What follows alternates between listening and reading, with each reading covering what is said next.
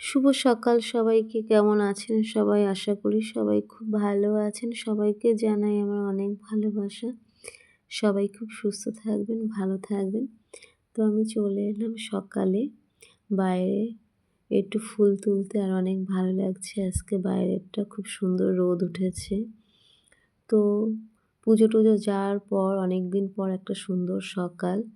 অনেকদিন পর সবকিছু একটু শুকিয়ে-টুকিয়ে উঠছে আর ভালো লাগলো।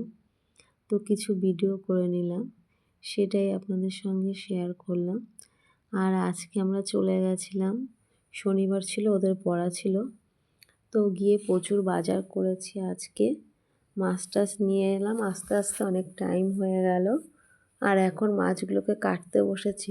তো আজকে প্ল্যান ছিল, কিছুটা কার্যকারী হয়েছে। সকাল সকাল চলে গেলাম, আর ভেবেছিলাম যে অনেকটা বাজার, বেশি করে বাজার টাজার করে নিয়ে আসবো বেশ কিছু দিনের জন্য। যার জন্য একটু মাছ পেলাম, তো নিয়ে এলাম। আর ফ্রিজেও মাছ ছিল আগের দিনের, পাবদা মাছটা দুদিন আগে এনে রেখেছিলাম। যার জন্য কাটার টাইম পেলাম না বলে এখন ভাবলাম কেটে রাখি। আর এই মাছগুলোকেও কেটে রাখবো। মাছ না কাটলে হয় কি, মাছটা ফ্রিজেই থেকে যায়। আর এখন যেহেতু ঠান্ডা পড়েছে, অনেকক্ষণ বাইরে বের করে রাখো, তারপর অনেকক্ষণ ধরে ধুতে হয়। যার জন্য একটু দেরি হয়েছে। আমি ভাতটা বসিয়ে দিয়ে বাইরে চলে এলাম মাছগুলোকে কাটতে।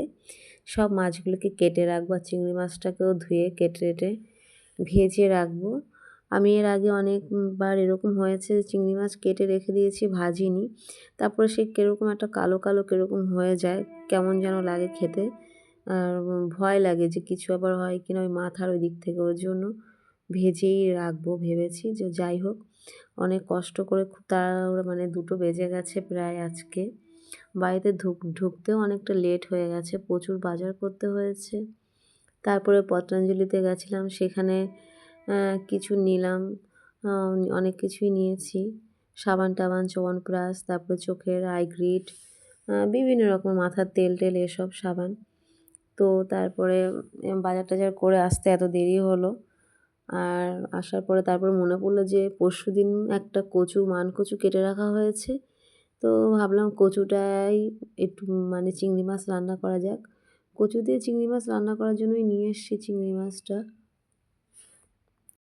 যার জন্য মনে পড়লো তাড়াতাড়ি করে কচুটা কেটে নিলাম। মাছগুলো ভাজা হয়ে গেছে, আর আমি ল্যাটা মাছটা শুধু ধুয়ে রেখেছি, ভাজিনি, ওটা ওইভাবেই ফ্রিজে রেখে দেবো। ধুয়ে টুয়ে রেখেছি, শুধু ভাজা হয়নি, বাদ বাকি সব মাছ ভাজা হয়ে গেছে। আর রান্নাও প্রায় হয়ে গেছে। মশলাটা করা ছিল বলে একটু তাড়াতাড়ি হয়ে গেল আমার।